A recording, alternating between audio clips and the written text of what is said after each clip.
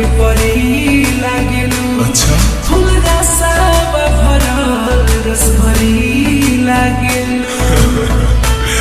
अरे वो तो लगते बड़ो केहू कहे आसमान के परी लागेलू।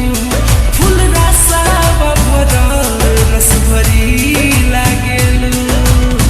देहिया तोहफा दिहल हवे भगवान के, हो हवे भगवान के।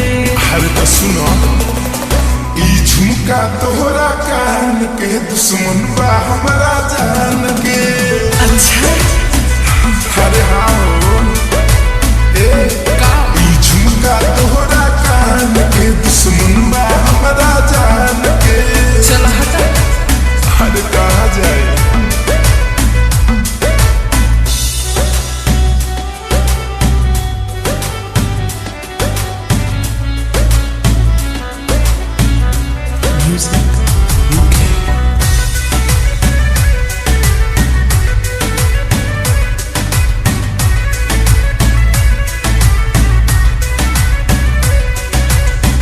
आँखी में हमारा बयासन नशा, देखी के लगवा हो जाला बेहोश।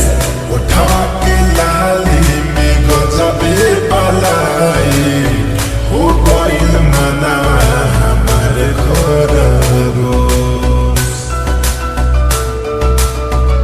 अरे सुनो ना आँखी में हमारा बयासन नशा, देखी के लगवा हो जाला बेहोश।